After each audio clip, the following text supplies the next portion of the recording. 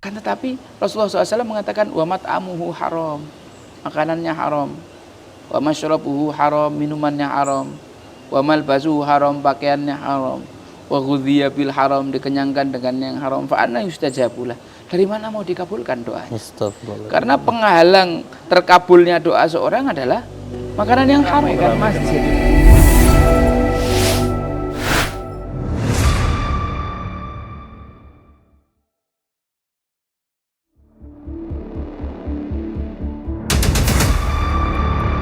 Kami tidak menolak bapak-bapak yang mendirikan fisik masjid yang bagus. Tidak ada salah.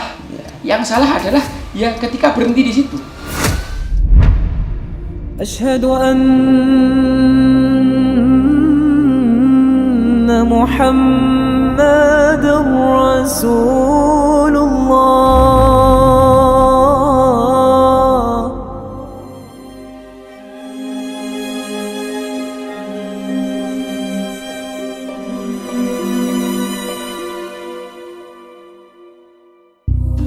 Masih membahas tentang membangun fisik atau fungsi masjid bersama Habib Ja'far Al-Jufri. Ahlan wa sahlan. Ya, ahlan wa sahlan, Beb. Alhamdulillah. Gimana kabar, Beb? Cerah sekali ya tuh pagi hari ini. Masya Allah. Nikmat sehat, Beb. Alhamdulillah. Segar, Beb. Tadi malam bisa tidur nyenyak, Ustaz. Alhamdulillah, Beb. Wah, nyenyak sekali, Beb.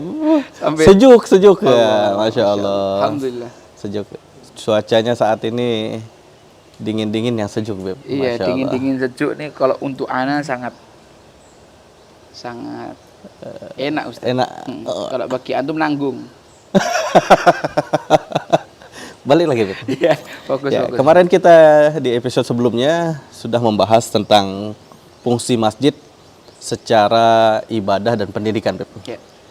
Nah, saat ini kita melihat banyak sekali warga kita, rakyat kita, jamaah kita, terlebih lagi setelah pandemi COVID itu, Beb. Iya.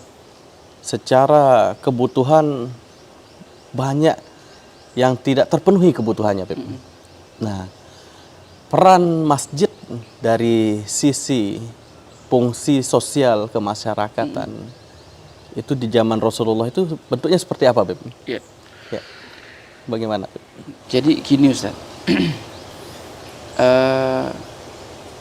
Rasulullah Shallallahu Alaihi Wasallam memang begitu masuk Madinah yang pertama kali dibangun masjid. Kemudian yang kedua, beliau membangun satu pondasi hubungan sosial yang belum pernah diadakan oleh raja maupun pemimpin sebelum Rasulullah Shallallahu Alaihi Wasallam, yaitu mempersaudarakan antara muhajirin dan ansor. Selama ini di masyarakat orang-orang berkumpul itu karena kasta atau kesamaan mereka, yang kaya kumpul sama yang kaya, yang miskin sama yang miskin, yang ningrat sama yang ningrat, yang jelata sama jelata. Tapi lain, Rasulullah SAW memulai pondasi hubungan sosialnya ini dengan mempersaudarakan antara muhajirin yang pendatang, yang mereka ini notabene adalah para pedagang, dengan kaum ansor yang mereka ini adalah penduduk setempat, yang mereka ini semua adalah mayoritas petani. Dipersaudarakan sama Rasulullah. Bahkan antara muhajirin dan muhajirin juga dipersaudarakan, ya, antara Sayyidina Abu Bakar yang ningrat dengan Sayyidina Bilal yang budak. Dipersaudarakan. Jadi ini persaudaraan yang unik yang membuat akhirnya dengan modal persaudaraan ini, maka hubungan sosial kemasyarakatan ini nanti bukan berdasarkan kasta, tapi kita saudara se-Islam, kita saudara seiman, maka mari kita bekerja sama. Kita saudara seiman, kita saudara se-Islam, mari kita saling melengkapi potensi masing-masing. Ini kan luar biasa sekali. Artinya gak terpikirkan gitu. Kita berpikir untuk mensejahterakan, tapi lupa membangun modalnya dulu untuk hubungan-hubungan yang baik tadi. Karena kalau misalkan orang kaya masih merasa, oh, saya ini kaya, kau cuma mau minta duit saya, maka misalkan mau diedukasi tentang zakat atau apapun ya sama saja. Nah, maka dimulai oleh Rasulullah SAW di situ. Kemudian para ansor yang mereka itu notabene petani, maka mereka digerakkan untuk lebih masif dalam pertanian mereka. Lalu nanti hasil bumi mereka tidak lagi diambil, dibeli dan dimonopoli oleh orang-orang Yahudi, akan tetapi kemudian para sahabat muhajirin yang pedagang-pedagang inilah yang akan mendominasi. menjualkan Menjual, ya. barang mereka sehingga menjadi sebuah stabilitas yang luar biasa. Nah, kemudian kita lihat Rasulullah Shallallahu Alaihi Wasallam tidak memerintahkan para sahabat itu untuk mengerjakan satu hal. Semuanya harus ngaji sama saya, enggak. Semuanya harus jualan, enggak. Semuanya harus bertani, enggak. Semuanya ada porsinya. Rasulullah SAW ketika itu pernah ada seorang sahabat yang lewati majelis, terus enggak mau duduk ikut majelis sama Rasulullah, dikomentari sama yang lain. Kau ini ada majelisnya Rasulullah bukannya duduk mendengarkan. Kata Rasulullah, kau jangan mencela sahabatku, karena mencari maisha itu juga bagian daripada sunnahku, maka jangan kau cela dia. Rasulullah SAW sangat memperhatikan urusan ini ya, urusan sosial, bagaimana kemudian ekonomi ditingkatkan dulu sehingga dengan naiknya perekonomian di kalangan aghnia, maka akan keluar dari mereka yang namanya infak, sedekah, zakat, wakaf, yang nantinya harta-harta yang dikeluarkan dari orang kaya ini akan membantu mensejahterakan kaum muslimin yang lain. Rasulullah SAW di masa beliau juga sudah menciptakan mengadakan yang namanya Baitul Mal, Baitul Malil Muslimin, di mana di situ hartanya orang kaya dijadikan satu, kemudian ditasarufkan sesuai dengan kebutuhan umat.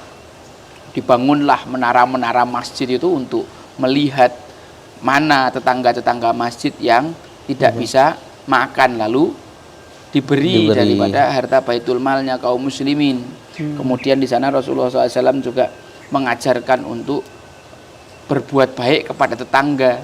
Mangkana yu'minu billah wal yaumil akhir falyukrim jarahu. Kemudian di tiang-tiang masjid digantung makanan bagi orang yang punya rezeki lebih, diambil oleh mereka yang membutuhkan seperlunya. Orang-orang yang tidak punya tempat tinggal difasilitasi oleh Rasulullah SAW di Suffah tadi, terasnya Masjid Nabawi. Nah, dari bagaimana Rasulullah SAW mengatur dan mensejahterakan sosial ini, menjadi hal Madinah itu menjadi tempat yang nyaman tinggal untuk siapapun. Orang-orang dia tidak peduli latar belakangnya, nyaman tinggal di Madinah. Dan ketika hal semacam ini diterapkan di masjid-masjid kita zaman sekarang, itu juga akan memberikan dampak yang luar biasa. Ya. Sebutlah kita bercerita tentang Masjid Kapal Munzalan yang ada di Pontianak. Oleh Ustadz Luqmanul Hakim, beliau masih muda sekali, usianya mungkin 37 atau 38 tahun. Beliau waktu itu mendirikan sebuah gerakan yang namanya gerakan infak beras. Awalnya hanya 4 orang.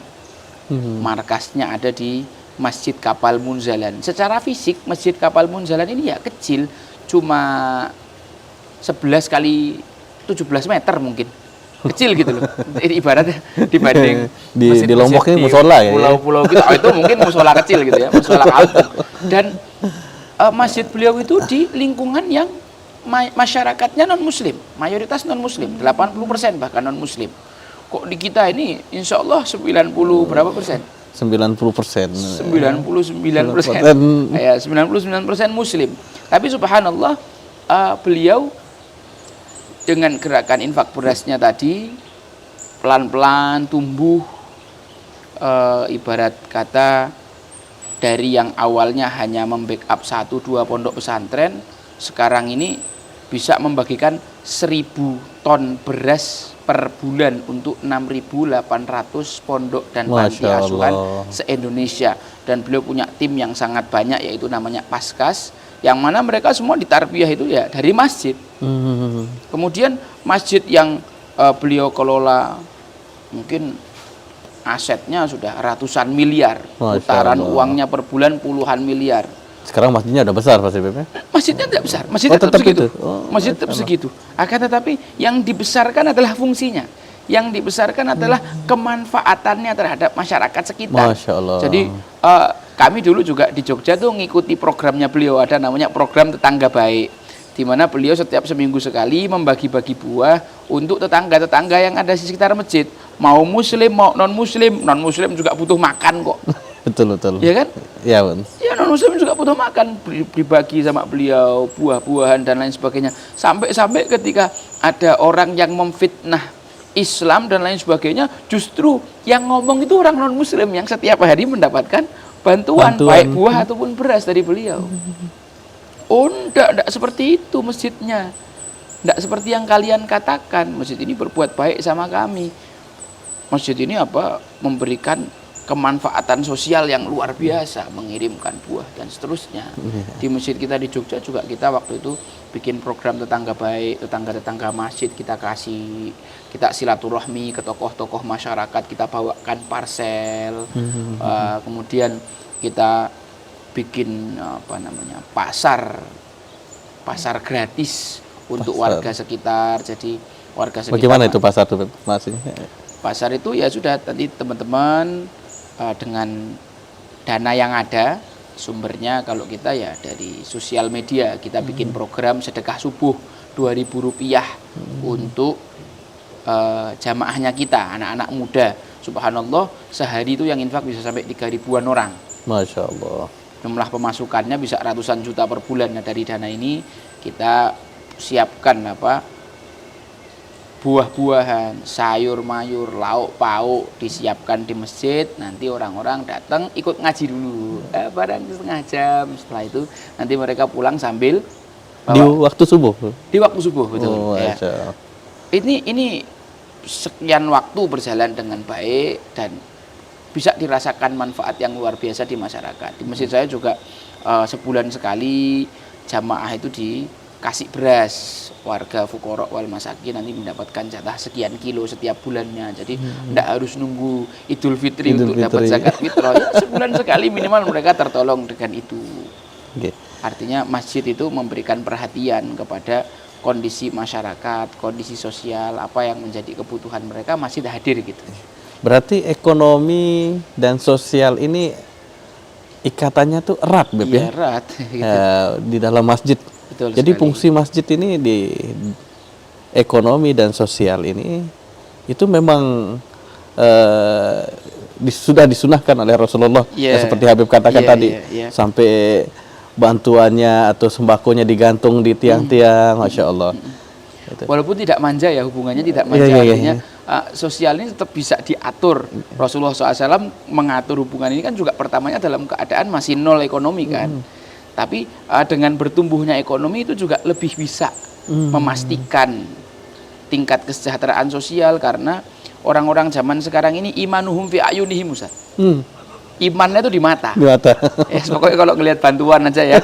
Jadi berjuang itu ada dua makna. Bagi orang yang punya iman di dalam hati, berjuang ya berjuang, jihad kan begitu. Tapi bagi orang yang secara iman belum kokoh, berjuang itu ya beras, baju dan uang gitu. Jadi kalau dapat beras, baju dan uang, mereka ya kami sedang berjuang kayak gitu. Kami bersama para pejuang. Ada lagi satu, Beb. Di masyarakat ini kejadian, Beb. Rata-rata masyarakat ya, terlebih setelah musibah COVID ya. Jadi mereka meminjam uang ya, seperti kita ketahui, Beb, ya. Kalau di sini namanya pinjol, Bang Rontok. Kalau di sana pinjol mungkin, Beb, ya. Di sini Bang Rontok atau Bang Subuh katanya, Beb. Jadi setelah subuh tuh udah digedor pintunya, Beb, udah ditagih gitu kan. Nah, itu di masyarakat sangat masif terjadi, Beb. Ya, di daerah kita ini. Betul. Nah, sehingga memang ini penting juga, Beb. Nah, bagaimana menurut pandangan Habib terkait dengan hal ini? Ya, perlu edukasi dan perlu dibangun sistem. Jadi kemarin di Jogja lebih parah lagi kejadiannya, Ustaz. Ada anak muda terlibat utang pinjol itu. Pinjol, ya. Sampai berapa? Cuma 8 juta. 8 juta karena dia stres membayarnya bagaimana. Dia ketemu dengan seorang perempuan di Facebook. Disangkanya perempuan kaya. Kemudian check-in lah mereka di hotel di satu wilayah di Jogja. Kemudian setelah itu si laki-laki ini merasa tertipu karena perempuannya bukan orang kaya, ternyata dia pelacur. Walhasil ini perempuan dibunuh dan dimutilasi jadi 60 bagian tubuhnya. Jadi kan satu kejahatan yang melahirkan kejahatan-kejahatan yang lain. Artinya begini, memang kebutuhan akan fulus ini tidak bisa dinafikan ya. Al-fulus yuhyin nufus. Wa man laisa indahu fulus mamfus ya. Wa kullu syai' bil fulus mulus-mulus. Memang duit ini luar biasa sekali. Tapi Rasulullah Shallallahu Alaihi Wasallam itu mendidik para sahabat dengan pendidikan iman, sehingga walaupun para sahabat tahu apa namanya harta ini ada tempatnya, harta ini ada tempatnya. Uang bukan segalanya, tapi segalanya butuh uang. Betul. Tapi para sahabat tahu menempatkannya. Mereka lebih memprioritaskan iman, karena ini kan para sahabat dididik dengan iman ya. Mereka lebih memprioritaskan iman ketimbang harta. Jadi mereka dididik oleh Rasulullah SAW ketika melihat harta itu bukan seperti orang yang tidak punya ilmu gitu. Tapi mereka bisa mengendalikan diri mereka ketika mereka melihat harta. Pendidikan iman yang terus menerus. Kemudian para sahabat diajari oleh Rasulullah SAW untuk mandiri. Ada sahabat yang waktu itu minta sama Rasulullah, ya Rasulullah berikanlah aku sesuatu karena sekian waktu ini aku belum makan. Apakah kau izinkan saya untuk meminta-minta? Karena memang saya betul-betul tidak punya. Rasul bilang, sebentar, jangan. Kau punya barang apa di rumah yang bisa dijual? Ada ya barang-barang yang ibarat kata barang murahan lah di rumahnya. Kemudian sama Rasulullah disuruh jual. Rasulullah SAW mengumumkan kepada sahabat, siapa yang mau beli barang ini? Seharga 1 dirham. Saya ya Rasulullah. Siapa yang mau beli barang ini untuk membeli kehidupan dengan harga 1 dirham? Saya Rasulullah. Akhirnya yang 1 dirham dikasihkan untuk beli beras, ini kasih makan keluargamu. Yang 1 dirham belikan kampak. Kamu ke hutan, cari kayu, jual. Jadi Rasulullah SAW juga mengajarkan kemandirian kepada para sahabat radhiyallahu anhum. Kan banyak orang tuh kalau berpikir kesejahteraan ekonomi nanti satu orang tertentu yang nyari duit, yang lain dapat. Tapi enggak. Rasulullah SAW mengedukasinya dari bawah. Orang-orang yang pengangguran yang nanti bakal kena fitnah pinjol ini juga dididik gitu loh.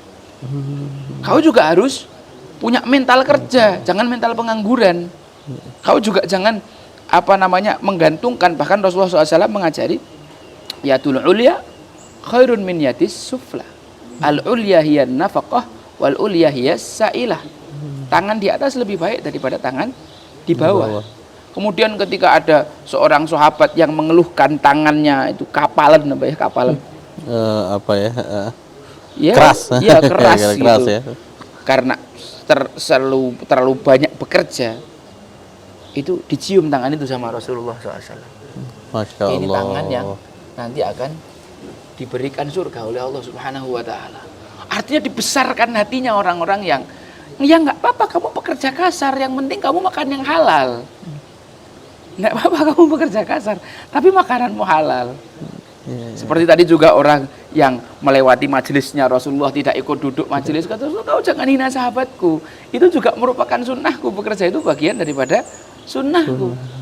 Rasulullah SAW mengajarkan kepada para sahabat untuk ini bab ekonomi juga kan, supaya orang itu merasa nyaman dalam hidup dengan kondisi seperti apapun, diajari syukur dan sabar, diajari juga Allah itu baik.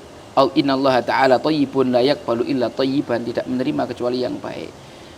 Allah itu memerintahkan kaum muslimin seperti para rasul diperintahkan, yaitu untuk ya ayyuhalladzina amanu kulu min thayyibati ma razaqnakum, makanlah yang thayyib. Kulu mimma razaqakumullahu halalan thayyiba, yang halal dan thayyib. Lalu Rasulullah menyebutkan kisah ada seorang laki-laki yang safar, rambutnya acak-acakan, badannya lusuh berdebu. Kemudian dia mengangkat tangannya dan mengatakan ya Rob, ya Rob. Ini 5 kondisi di mana doa mustajab. Safar, rambut lusuh, baju berdebu, tangan diangkat, mengucapkan Asmaul Husna. Ini semua 5 sebab doa itu dikabulkan. Akan tetapi Rasulullah SAW mengatakan wa mat'amuhu haram, makanannya haram, wa masyrabuhu haram, minumannya haram, wa malbasuhu haram, pakaiannya haram, wa ghudhiya bil haram, dikenyangkan dengan yang haram, fa anna yustajabulah. dari mana mau dikabulkan doanya? Astagfirullah. Karena penghalang terkabulnya doa seorang adalah makanan yang haram.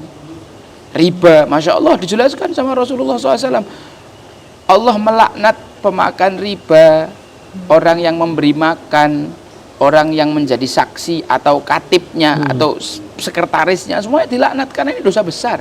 Dosa riba paling kecil itu seperti seorang yang berzina dengan ibu kandungnya. Bahkan Al-Quran lebih keras lagi. Fa illam taf'alu fa'dhanu biharbim minallah wa rasulih. Kalau kau tidak segera melaksanakan itu, maksudnya meninggalkan riba, maka umumkanlah perang melawan Allah dan Rasulnya. Wah, pendidikannya Rasulullah SAW masalah makanan haram ini keras gitu, pendidikan yang sangat tegas Rasulullah. Makanya sampai diceritakan ada kisah ini Sayyidina Abu Bakar ya, ketika itu makan sebuah kurma yang belum jelas asal usulnya, beliau lupa nanya, maka beliau muntahkan itu kurma karena beliau tidak ingin ada makanan yang haram yang tumbuh di dalam perutnya, karena makanan yang haram yang tumbuh itu tidak ada yang lebih pantas kecuali neraka. Dan ini ditiru oleh abahnya Imamul Haramain Al-Juwaini.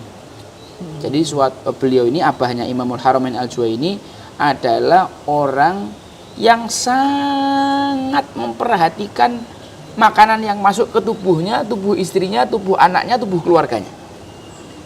Dia betul-betul memastikan yang dikasihkan makan ke istrinya itu yang halal, sehingga daging anaknya itu tumbuh dengan baik. Suatu hari ketika beliau pulang kerja, anaknya sedang nyusu kepada wanita asing. Sama bapaknya Imamul Haramain Al-Juwaini, anaknya ini langsung direbut paksa, belum selesai minum langsung direbut, kemudian dipegang kakinya dibalik, Ya Allah. kemudian dikodek mulutnya ini, dikeluarkan susu yang diminum dari perempuan itu sampai keluar semua. Saking menjaga. Saking menjaganya karena tidak ingin anaknya ini minum dari perempuan yang tidak jelas asal usul makanannya dari mana. Beliau harus memastikan apa yang masuk ke perut anaknya itu adalah makanan-makanan yang halal, sumbernya jelas, terdetek semuanya. Makanya suatu hari ketika besar Imamul Juwaini ini, kan beliau kalau baca buku gitu ya, satu kali baca langsung hafal semua. Nah suatu hari beliau baca pertama tidak langsung hafal, bacanya yang kedua baru hafal. Baru beliau bilang, ini mungkin adalah air susu yang belum sempat keluar pada waktu itu yang membuat saya lola, tidak langsung hafal pada bacaan yang pertama. Subhanallah, pengaruhnya ya. Makanan haram gitu, sedangkan kita orang tidak berhati-hati dengan makanan yang haram. Ada lagi Ustaz, Imam Junaid Al-Baghdadi juga begitu, ketika tawaf melihat Ka'bah itu selalu pingsan. Masih kecil beliau, setiap melihat Ka'bah mesti pingsan, setiap melihat Ka'bah mesti pingsan. Abahnya datang ke gurunya, kenapa kok anak saya setiap melihat Ka'bah pingsan?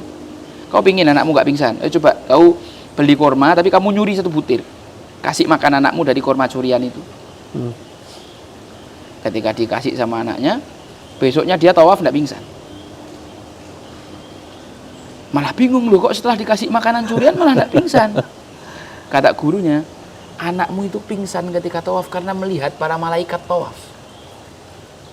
Allah. Saking kamu menjaga makanannya itu. Setelah mau kasih makanan haram, dia udah tidak bisa lagi lihat malaikat, makanya tidak pingsan. Akhirnya waduh, saya pingin anak saya pingsan aja. Gimana ya, kau balik sana ke penjual itu, kau apa? Ya, penjual kurma. Kau minta ridhonya, minta ikhlas. Ikhlasnya. Nah ini artinya ini adalah Rasulullah SAW mendidik para sahabat, walaupun kamu miskin, kamu jangan minta-minta, kamu jangan nyuri, jangan makanan haram, kamu kerja. Ini satu sisi, in one side. Nah di sisi lain, Rasulullah SAW memerintahkan orang kaya untuk memaksimalkan usaha mereka. Sudah, kamu tidak usah terlalu ikut banyak ngaji, nggak apa-apa, jualan aja sana, dagang. Nah karena nanti ketika orang-orang ini kaya, akan ada yang namanya zakat. Ini kan sumber pemasukan kaum muslimin, baik zakat fitrah ataupun zakat mal. Ada dari harta, hewan ternak, kemudian buah-buahan, biji-bijian dan barang dagangan yang sudah sampai nisab ataupun haul, walaupun tidak semua begitu, nanti ini adalah sumber pemasukan yang bisa mensejahterakan fakir miskin atau memodali mereka bagi yang ingin usaha. Ada infak sedekah. Jadi Rasulullah SAW menyeimbangkan semuanya, bukan yang kaya disuruh kerja, yang miskin pengangguran tapi dapat gaji. Digaji sama yang kaya, Iya, tapi bukan begitu kan? Betul, diajarkan semuanya, yang miskin kamu juga harus berusaha. Gitu loh. Bagaimana Rasulullah SAW menyejahterakan ekonomi kaum muslimin. Kalau punya kebutuhan negara yang mendesak, Rasulullah SAW berhutang, bahkan ngutang sama orang Yahudi. Tapi Rasulullah tidak pernah menyelisihi ketika membayar hutang. Iya, iya. Ketika ada temponya, ya beliau bayar. Kalau nggak ada temponya, tiba-tiba diminta, beliau sampaikan baik-baik. Dan beliau biasanya kalau bayar hutang lebih banyak daripada apa yang beliau pinjam. Kemudian ghanimah menjadi sumber pendapatan kaum muslimin.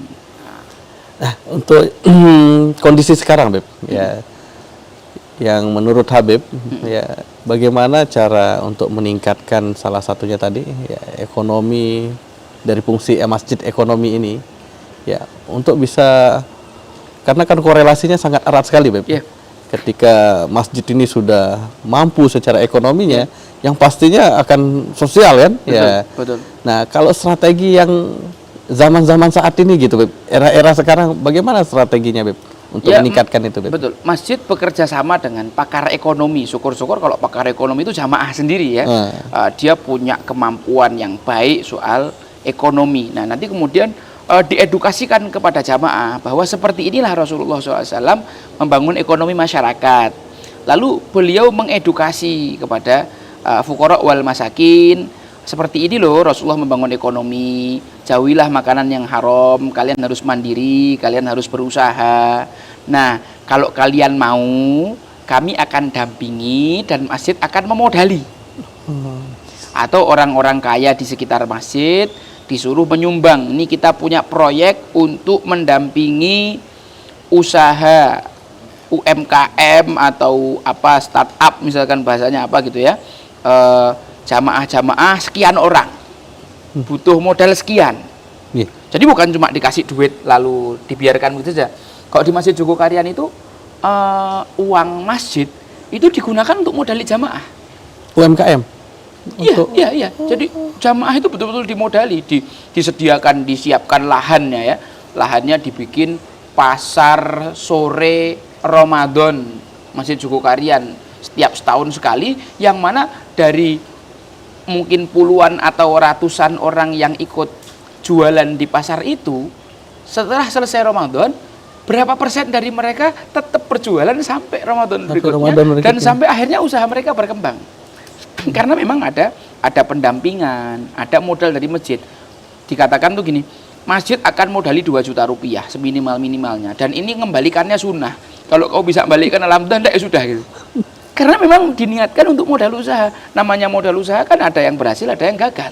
Tapi tidak kita biarkan begitu saja, nyoh tak kasih duit terserah kamu, ya enggak. Masjid mengkawal gitu loh. Mendampingi, ibaratnya ada orang yang memang pakar di situ, diajari orang ini. Kayak Rasulullah tuh.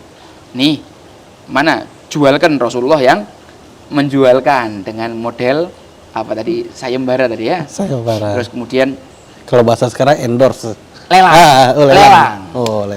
Rasulullah yang mengendorse, Rasulullah yang melelang barangnya. Ini kan bentuk pendampingan Rasulullah. Kemudian ngajari yang sebagian ini, Rasulullah ngasih tahu pembagiannya. Ini 1 dirhamnya buat makan, dirhamnya buat beli alat kerja. Nah, seperti itu masjid nanya, coba kamu ingin usaha apa? Kamu punya skill apa?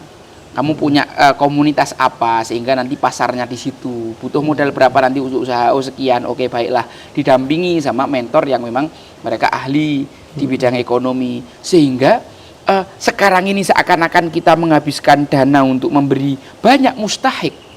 Tapi 2, 3, 5, 10 tahun yang akan datang, para mustahik ini akan berubah menjadi muzaki yang akan menguatkan ekonomi masjid.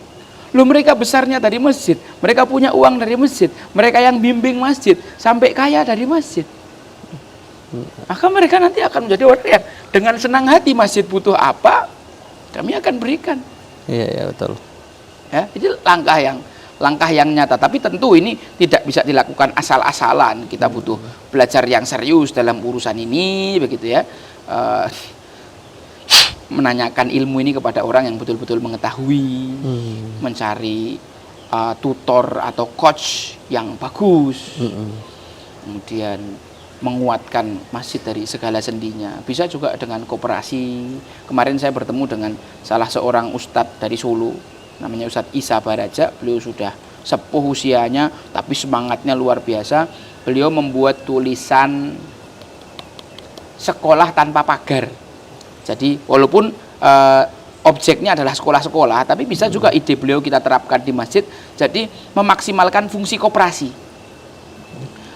Memaksimalkan fungsi, kan bisa saja masjid punya koperasi yang mana hasil putaran uang dari koperasi tersebut digunakan untuk mendidik jamaah. Jadi poin yang beliau ingin sampaikan adalah kita ini sekarang mendidik anak-anak di sekolah untuk kecerdasan intelektual saja. Jarang ada sekolah-sekolah yang mendidik sosial santri. Nah, kalau kemudian sekolah atau masjid ini kan pasar, jamaah datang, ada traffic di sana. Kalau masjid punya koperasi, disosialisasikan ke jamaah, lalu jamaah beli di situ, harganya mungkin sama atau bahkan mungkin lebih miring, mahal sedikit tidak ada masalah lah, yang penting nggak terlalu mahal banget gitu ya. Terus kemudian uangnya ini nanti dikumpulkan sebagai dana sosial untuk membantu jamaah yang membutuhkan. Dan nanti ketika menyalurkan ini, yang diminta tolong untuk bantu menyalurkan itu santri-santri, anak-anak. Betapa kita sedang mendidik mereka, mengasah ketajaman sosial mereka.